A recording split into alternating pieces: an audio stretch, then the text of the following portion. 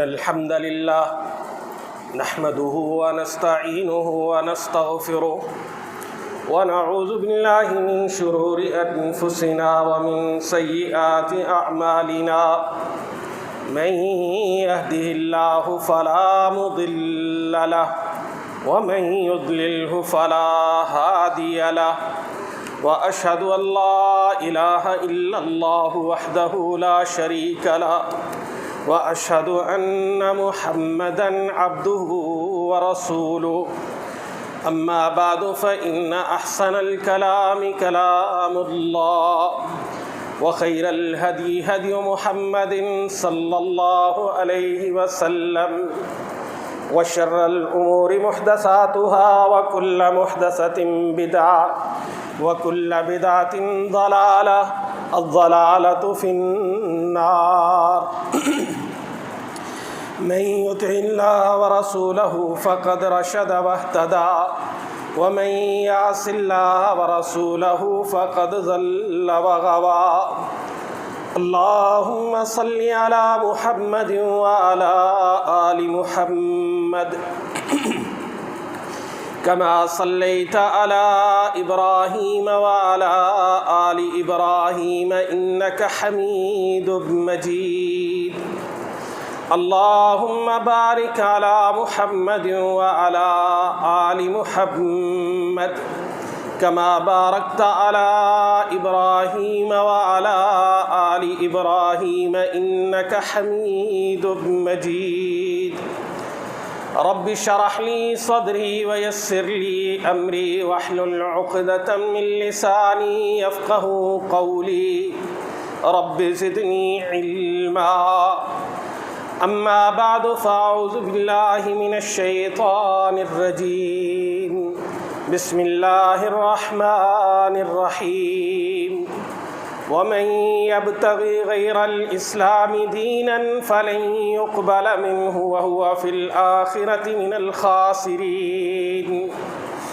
كيف يهدي الله قوما كفروا بعد إيمانهم وشهدوا أن الرسول حق وجاءهم البينات والله لا يهدي القوم الظالمين أولئك جزاؤهم أن عليهم لعنة الله والملائكة والناس أجمعين خالدين فيها لا يخفف عنهم العذاب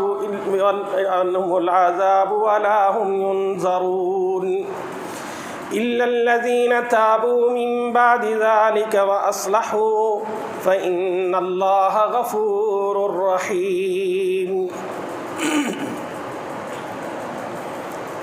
تیسرے پارے کے آخری حصہ میں سورہ آل عمران کی ان آیات میں اللہ رب العزت نے مختلف انسانوں کے گروہوں کا تذکرہ کرنے سے پہلے فرمایا کہ اللہ کے نزدیک دین اسلام ہے، اور جو شخص دین اسلام کو چھوڑ کر کسی اور کو دین بنانے کی کوشش کرے گا اس کا وہ دین قبول نہیں کیا جائے گا، بلکہ وہ انسان دنیا میں نقصان کے ساتھ ساتھ آخرت میں بھی نقصان اٹھانے والا ہوگا۔ اس کے بعد سوال جس میں تعجب بھی ہے، سوال جس میں ڈانٹ بھی ہے، سوال جس میں انکار بھی ہے، وہ اللہ رب العزت نے کیا اور کہا کیف یہدی اللہ قوما، اللہ اس قوم کو کیسے ہدایت دے گا۔ یہ پہلے گروہ کا تذکرہ ہے کہ اللہ اس قوم کو کیوں کر ہدایت دے گا، یہ کیسے ممکن ہے کہ اللہ اس قوم کو ہدایت عطا فرما دے۔ کیفا کا لفظ عربی زبان میں بڑا وسیع معنی رکھتا ہے، اور یہاں چونکہ ابتدائے کلام بھی ہے، انکار بھی ہے، ایک تعجب بھی ہے، سوال بھی ہے، بہت ساری باتیں ساتھ ملا کر اللہ پوچھتے ہیں سوالیہ انداز میں कैफ यहदिल्लाहु कौमन, उस कौम को अल्लाह कैसे हिदायत दे सकते हैं, उस कौम को क्यों कर हिदायत मिल सकती है, वो कौम कैसे हिदायत पा सकती है, उस कौम की किस्मत में कैसे हिदायत आ सकती है जिनके अंदर ये 3 खसलतें पाई जाती हैं। पहली खसलत फरमाया वो ये कि कफरू बअद ईमानिहिम, ईमान ला चुके थे, यकीन हो चुका था, इसके बावजूद उन्होंने कुफ्र किया। यानी मानते थे कि अल्लाह एक है, मानते और जानते थे कि मोहम्मद करीम सल्लल्लाहु अलैहि वसल्लम अल्लाह के आखिरी पैगंबर है, ईमान था, यकीन था, सारी चीज़ें वाज़े थी, लेकिन इसके बावजूद उन्होंने कुफ्र के रास्ते को इख्तियार किया। दूसरी खसलत फरमाया वशहिदू अन्न रसूल हक़, और वो गवाही देते थे। गवाही का ताल्लुक़ दिल से है, हम किसी के बारे में नहीं कह सकते कि उसके दिल में क्या है। इसलिए रसूलुल्लाह सल्लल्लाहु अलैहि वसल्लम ने उस सहाबी से जिसने सजदा करने वाले शख्स को कत्ल कर दिया था, आपने फरमाया था अशक़क़्त क़ल्बहु, क्या तुमने उसका दिल फाड़ के देखा था, चीर के देखा था? लेकिन अल्लाह तो अलीमुम बिज़ातिस सुदूर है, तो अल्लाह दिल के अहवाल को जानने वाले हैं। तो अल्लाह फरमाते हैं कि उनके अंदर ये 2 जुर्म इब्तिदाई तौर पर और तीसरा जुर्म आगे अल्लाह जिक्र करते हैं, ये मौजूद है। तो ऐसे लोगों को अल्लाह कैसे हिदायत देंगे? यानी जिक्र किया कि उनका जुर्म इतना बड़ा है। पहला जुर्म ईमान और यकीन के बावजूद कुफ्र के रास्ते का इंतखाब किया। दूसरा जुर्म वशहिदू अन्न रसूल हक़्क़ुन, जानते बूझते दिल से मानने के बावजूद कि रसूल बरहक है, उनकी मुखालफत की।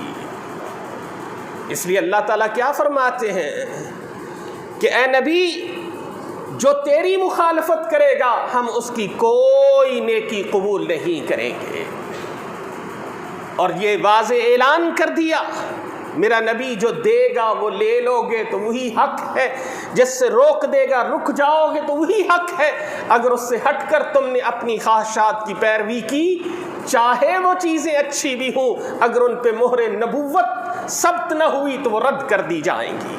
और रसूलुल्लाह सल्लल्लाहु अलैहि वसल्लम ने वाज़े ऐलान फरमाया कि हर वो मामला लैसा अलैहि अम्रुना फहुवा रद्दुन, जिस पर हमारी मोहर साबित नहीं है वो मरदूद है, वो रद्द कर दी जाएगी, उसकी कोई हैसियत नहीं है। इसलिए अल्लाह रब्बुल इज़्ज़त ने यहाँ सवाल करने के बाद सबब बयान किया कि हम क्यों नहीं हिदायत देंगे। पहली वजह यकीन के बावजूद कुफ्र के रास्ते का इंतखाब किया। दूसरी वजह रसूल सल्लल्लाहु अलैहि वसल्लम से मोहब्बत, रसूल करीम सल्लल्लाहु अलैहि वसल्लम के बारे में बरहक होने का यकीन, इसके बावजूद रसूल की मुखालफत, सुन्नतों से दूरी, मेरे नबी के तरीक़ को छोड़कर दूसरों के रास्तों के पैरवी करना। और तीसरी फरमाया उनके अंदर वजह वजाअहुल बय्यिनात, वाज़ेह दलाइल उनके सामने आ चुके। कुफ़ार मक्का की मिसाल देख लीजिए, रसूलुल्लाह सल्लल्लाहु अलैहि वसल्लम ने एक मौके पर नहीं, सैकड़ों मौके पर मोजज़ात पेश किए। मदीना मुनव्वरा में तशरीफ़ लाए, यहूद रसूलुल्लाह सल्लल्लाहु अलैहि वसल्लम का जा बजा इम्तिहान लेते रहे, दलाइल वाज़े थे, मोजज़ात उनके सामने थे। कभी उंगलियों से पानी जारी हो रहा है, कभी उंगली के इशारे से चांद 2 टुकड़े हो रहा है, कभी अबू जहल के हाथ में मौजूद कंकरियाँ अशहदु अल्ला इलाहा इल्लल्लाह का विर्द करने लग जाती हैं, कहीं जानवर गुफ्तगू करने लगते हैं, कहीं रसूलुल्लाह सल्लल्लाहु अलैहि वसल्लम उनके मुश्किल तरीन सवालों के जवाब देते हैं, कहीं सहाबा रसूलुल्लाह सल्लल्लाहु अलैहि वसल्लम की मजलिस से उठते हैं, उनकी छड़ियाँ लाइटों की शक्ल इख्तियार कर जाती हैं, उनसे रोशनी निकलने लग जाती है। इतनी निशानियां आ जाने के बावजूद उन्होंने इनकार का रास्ता इख्तियार किया। तो अल्लाह कहते हैं ऐसों को हम कैसे हिदायत अता फरमाएं। और फिर आगे एक उसूल बयान कर दिया, वल्लाहु ला यहदिल कौमज़ ज़ालिमीन, अल्लाह ज़ालिम कौम को कभी हिदायत नहीं देते। ये उसूल है کہ ظلم کرنے والوں کو ہدایت نہیں ملتی۔ دیکھ لیجئے نا، فرعون جب غرق ہو رہا تھا، ظلم اتنا کرنے کے بعد آخری لمحے وہ اقرار کر کے اپنے آپ کو بچا لینا چاہتا تھا، تو اس سے کیا کہا گا؟ الآن، کیا اب تمہیں یاد آیا؟ جبکہ اس سے پہلے تو نافرمانی اور ظلم کے راستے پہ ڈٹا رہا۔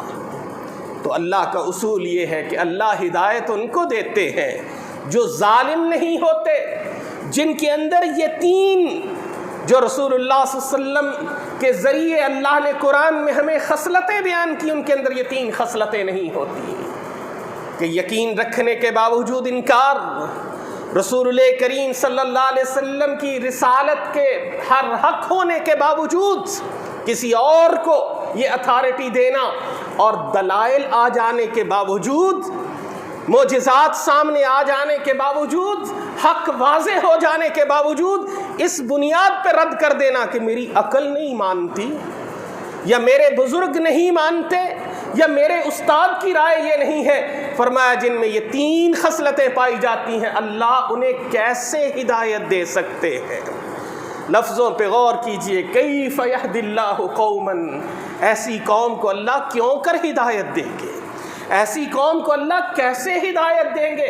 ایسی قوم کی قسمت میں ہدایت کہاں ہو سکتی ہے جن کے اندر یہ تین خصلتیں پائی جاتی ہیں کہ یقین کے باوجود کفر کا راستہ اختیار کرتے ہیں، رسول کے برحق ہونے کے باوجود ان کو چھوڑ کر اوروں کی بات کو مانتے ہیں، دلائل کے آ جانے کے باوجود تعصب، عناد اور انکار کے راستے کا انتخاب کرتے ہیں۔ تو پھر اس کے بعد اللہ رب العزت ان کو جس سزا کا ذکر کرتے اس میں بھی تین ہی سزائیں ایک طرح سے ذکر کی، اور پہلی میں فرمایا اولئک جزاؤہم ان علیہم لعنت اللہ والملائکۃ والناس اجمعین، ان لوگوں پر اللہ کی لعنت، تین طرح کے لوگوں کی لعنت ذکر فرمائی، اللہ کی لعنت، فرشتوں کی لعنت، تمام انسانوں کی لعنت، پہلا عذاب۔ دوسرا فرمایا خالدین فیہا لا یخفف عنہم العذاب، وہ اس لعنت، اس عذاب میں ہمیشہ رہیں گے، کبھی اس میں کمی نہیں کی جائے گی۔ اور تیسری بات ولا ہم ینظرون، انہیں کسی بھی طرح کی ڈھیل نہیں دی جائے گی، کہ جیسے قرآن نے ذکر کیا اہل جہنم میں جانے کے بعد جب اہل جنت سے گفتگو کریں گے تو ان سے کہیں گے یہ جنت میں جو میٹھا ٹھنڈا پانی تمہیں میسر ہے کچھ گھونٹ ہمیں دے دو، جن نعمتوں سے تم مستفید ہو رہے ہو ان کی ایک جھلک ہی ہمیں دکھا دو۔ لیکن کیا کہا جائے گا؟ یہ تمہارے لیے حرام کر دی گئی ہے، ذرا بھی ڈھیل نہیں دی جائے گی۔ تو اب اس آیت کے پس منظر کو اگر ہم دیکھتے ہیں، سبب نزول کو دیکھتے ہیں، ریزن آف ریویلیشن کو دیکھتے ہیں، تو محدثین مفسرین نے دو مختلف اسباب اس کے نزول کے ذکر کیے۔ ایک سبب تو یہ ذکر کیا جاتا ہے کہ کچھ لوگ مسلمان ہوئے، مسلمان ہونے کے بعد مرتد ہو گئے، جن میں کچھ ناموں کا ذکر بھی ہمیں ملتا ہے، جن میں الحارث ابن سوید کا نام آتا ہے، مسلمان ہوا بعد میں مرتد ہو گیا، اس تک یہ آیات پہنچی کہ ایسے شخص کو کیسے اللہ ہدایت دے سکتے ہیں۔ اس کے بعد اس کو احساس ہوا، ندامت ہوئی، اللہ نے اس سے اگلی آیات جو اسی جگہ پہ ذکر ہے وہ نازل کی، الا الذین تابوا من بعد ذلک، ہاں وہ لوگ جنہوں نے اس کے بعد توبہ کر لی، وَأَصْلَحُوا، اور دوسری شرط اپنی اصلاح کر لی، یہ نہیں کہ جو کہہ رہے تھے اسی پہ ڈٹے ہوئے ہیں، جو کر رہے تھے اسی پر قائم ہے، نہیں، اپنی اصلاح کر لی، تو ان کے لیے کیا ہے؟ فَإِنَّ اللَّهَ غَفُورٌ الرَّحِيمٌ، بے شک اللہ تعالیٰ معاف کرنے والے، رحم فرمانے والے ہیں۔ اب جب یہ آیات اس تک پہنچتی ہیں تو فی الفور توبہ کر کے رسول اللہ صلی اللہ علیہ وسلم کے پاس آ کر اسلام قبول کر لیتا۔ حضرت عبداللہ ابن عباس رضی اللہ عنہما اور دیگر کچھ اہل تفسیر کی رائے یہ ہے کہ نہیں، یہ آیات اہل کتاب کے بارے میں نازل ہوئی، چونکہ وہ رسول اللہ صلی اللہ علیہ وسلم کے برحق ہونے کا یقین رکھتے تھے، ایمان موجود تھا، دلائل ان کے سامنے تھے، اس کے باوجود انہوں نے کفر کے راستے کو اختیار کیا، تو اللہ نے کہا کیف یہدی اللہ قوما، ایسی قوم کو اللہ کیسے ہدایت دے سکتے۔ اور اسی طرح بعض محدثین و مفسرین نے دیگر کئی واقعات کا ذکر کیا کہ وہ بھی ان آیات کا سبب نزول ہو سکتے ہیں۔ سبب نزول کے بارے میں یاد رکھیے، دو طرح کے سبب ہوتے ہیں، ایک کوئی خاص واقعہ پیش آیا ہوتا ہے اور اس واقعے کی مناسبت سے آیات نازل ہوتی ہے، دوسرا اگر اسی سے ملتے جلتے دیگر واقعات بھی مفسرین محدثین کے سامنے آ جائیں تو وہ یہ کہہ دیتے ہیں کہ یہ آیات اس بارے میں بھی نازل ہوئی ہے۔ یہ دونوں باتیں اپنی جگہ پہ ٹھیک ہیں۔ اور چونکہ قرآن کریم ایک ابدی کلام ہے، سبب نزول مدد کرتا ہے ہمیں یہ سمجھنے میں کہ اس آیت کا مفہوم کیا ہے، چونکہ معلوم ہو کہ اس کے پیچھے واقعہ کیا ہے، اس کے پیچھے سبب کیا ہے، تو آیات کا مفہوم بڑا آسانی سے سمجھ آ جاتا ہے۔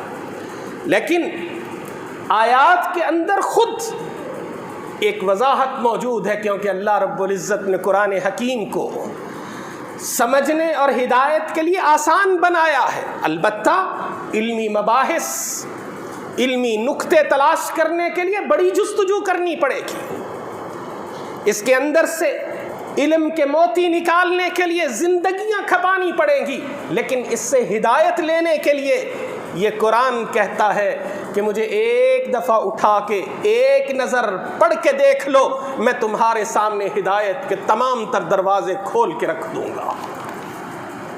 تو اس لیے یہ قرآن ہمیں دعوت حق دیتا ہے، ہمیں دعوت غور و فکر دیتا ہے کہ ہم اس پر توجہ کریں۔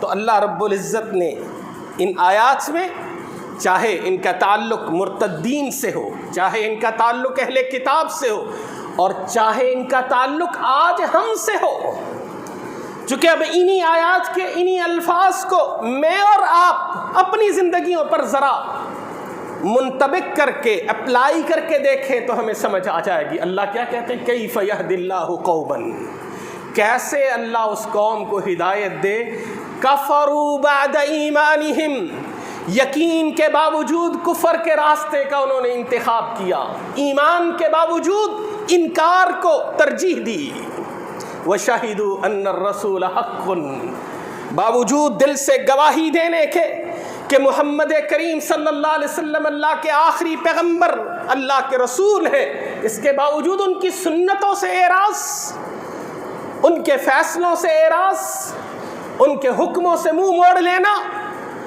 بلکہ آج تو بدبختی یہ ہے کہ ہم عشق رسول کے مدعی ضرور ہیں، دعوے دار ضرور ہیں، لیکن ہماری زندگیوں میں محبت رسول کی جھلک نظر نہیں آتی۔ اور تیسرا، وجاءہم البینات، ان کے پاس دلائل آئے، لیکن اس کے باوجود ہمیں دلائل ملتے ہیں، ساری چیزیں سمجھ آتی ہیں۔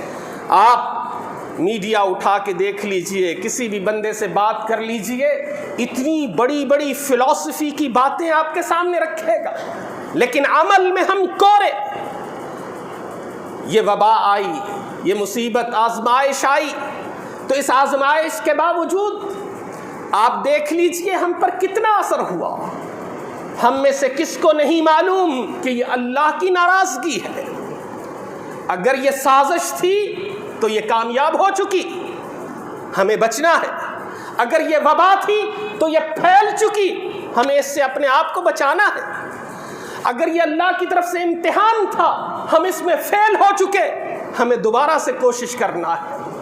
کیونکہ یہ تین ہی باتیں ہو سکتی ہیں کہ سازش تھی تو سازش کامیاب ہو گئی، اب نکالیں اپنے آپ کو اس کے اندر سے۔ وبا تھی تو پھیل چکی، ہر محلے ہر گلی سے جنازے اٹھ رہے ہیں، بیماریوں کی خبریں پہلے دور سے تھیں اب قریب سے آ رہی ہیں، یہ کامیاب ہو چکی، پھیل چکی۔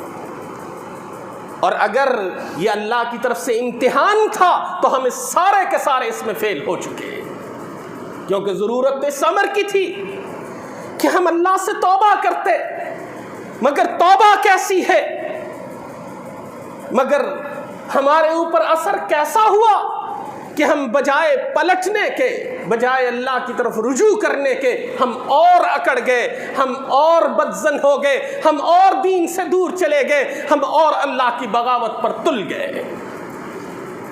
اگر اسی طرح رہے گا تو اللہ رب العزت ایک وقت کے بعد ٹال ضرور دیں گے، چونکہ اللہ کا اصول ہے کہ جب قیامت آنی ہے اس کے لیے کچھ اصول ہیں، وہ اسی وقت آنی ہے۔ لیکن یاد رکھیے یہ آزمائش مختصر نہیں ہے، یہ وبا محدود وقت کے لیے نہیں ہے، یہ جائے گی تو اور آئے گی۔ اگر ہم نے اپنے رویوں کو نہ بدلا، اگر ہم نے اپنے انداز نہ بدلے، اگر ہم نے ان باتوں پہ غور نہ کیا، ایمان کے باوجود کفر کا راستہ کیوں منتخب کرتے؟ رسول اللہ صلی اللہ علیہ وسلم سے محبت کے باوجود ان کی سنتوں کو زندہ کیوں نہیں کرتے؟ رسول اللہ صلی اللہ علیہ وسلم سے عشق کے دعووں کے باوجود ان کی تعلیمات پر عمل کیوں نہیں ہے؟ دلائل آ جانے کے باوجود ہم فرقوں میں کیوں بٹے ہوئے ہیں؟ دلائل آ جانے کے باوجود ہم گمراہی کے راستے کا انتخاب کیوں کر رہے ہیں؟ دلائل آ جانے کے باوجود ہم حق کا انتخاب کیوں نہیں کرتے؟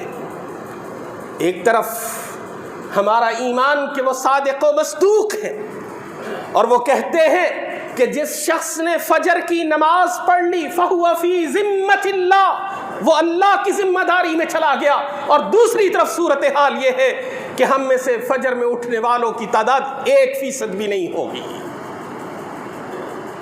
یہی ہے ایمان یقین کے باوجود کفر، یہی ہے نبی کے حق ہونے کی گواہی کے باوجود ان کی مخالفت کرنا، یہی ہے دلائل کے آ جانے کے باوجود عمل نہ کرنا۔ اگر ہمیں یقین ہو کہ اللہ اور اس کے رسول کا فرمان برحق ہے، پھر ہم سود کو اپنی زندگی میں کامیابی کا راستہ تصور نہ کریں، پھر ہمیں صدقہ دیتے وقت بخل اور کنجوسی کا رویہ نہ اپنانا پڑے، پھر ہم کھل کے خرچ کریں، کیونکہ رسول اللہ صلی اللہ علیہ وسلم قسمیں اٹھا کے کہتے ہیں ما نقص مال عبد بصدقۃ او کما قال، کہ صدقے سے کبھی کسی کا مال کم ہوتے ہوئے نہیں دیکھا گیا۔ یقین کے لیے ضرورت اس امر کی ہے کہ ہم اس کا ثبوت مہیا کریں، اور وہ ثبوت عمل ہے، اور اللہ رب العزت جن کے اندر عمل پایا جاتا ہے انہی کو ہدایت دیتے ہیں۔ اور یہاں اللہ نے جن 4 گروہوں کا ذکر کیا ان میں سے پہلا گروہ وہ ہے جو دلائل کے باوجود، نبی کے برحق ہونے کے باوجود، ایمان رکھنے کے باوجود کفر کا راستہ اختیار کرتے ہیں۔ اللہ فرماتے ہیں ان پر لعنت، وہ عذاب میں رہیں گے۔ دوسرے فرمایا وہ لوگ جو توبہ کر لیں گے، اپنے اعمال کی اصلاح کر لیں گے، اللہ ان سے راضی ہو جائیں گے۔ دیکھ لیجئے راضی ہوئے کہ نہیں راضی ہوئے؟ وہ جو چور تھے، ڈاکو تھے، لٹیرے تھے، انہوں نے جب توبہ کی تو اللہ نے ان کو زمین و آسمان کے درمیان کی تمام تر مملکتوں پر اس طرح کی حکومتیں دی تھی کہ وہ تو جنگل میں بھی جا کے کہتے تھے کہ آج غلامان محمد صلی اللہ علیہ وسلم اس جنگل میں رات کو بسیرا کریں گے، یہاں سے درندے بھی چلے جائیں تو وہاں تو شیرنیاں بھی اپنے بچوں کو اٹھا کے بھاگ کھڑی ہوتی تھیں۔ اور پھر تیسرے گروہ کا اللہ نے ذکر کیا، ان الذین کفروا ثم ازدادوا کفرا، وہ لوگ جنہوں نے ایمان کے بعد کفر کے راستے کو اختیار کیا، پھر مزید کفر میں آگے بڑھتے گئے۔ فرمایا لن تقبل توبتہم، ان کی توبہ کبھی قبول نہیں کی جائیں گی۔ چوتھا بدبخت ترین گروہ وہ ذکر ہوا، ان الذین کفروا وماتوا وهم کفار، وہ لوگ جو کفر کرتے رہے اور کفر کی حالت میں مر گئے۔ فرمایا وہ زمین پوری کی پوری خزانوں سے بھر کے فدیے کے طور پہ پیش کریں، ان کی قبول نہیں کی جائے گی، بلکہ وہ عذاب میں ہمیشہ کے لیے پھینک دیے جائیں گے۔ تو ان 4 گروہوں میں سے ایک ہی گروہ کامیابی پانے والا ہے، اور وہ گروہ ہے توبہ کرنے والا، رجوع کرنے والا، اللہ کی طرف پلٹنے والا، اللہ سے اپنے گناہوں کی معافی مانگنے والا۔ آئیں جہاں ہم احتیاطی تدابیر کو لازم پکڑیں، وہاں پر ہم اللہ سے توبہ بھی کریں، وہاں پر ہم رسول کریم صلی اللہ علیہ وسلم کی سنتوں کو زندہ کریں، وہاں پر دین کی دلائل آ جانے کے بعد ہم اپنے آپ کو گمراہی سے نکالیں۔ اللہ مجھے آپ کو سب کو ہدایت کی توفیق عطا فرمائے اور نیک عمل کرنے کی توفیق عطا فرمائے۔ اقول قولی ھذا واستغفر اللہ لی ولکم ولسائر المسلمین۔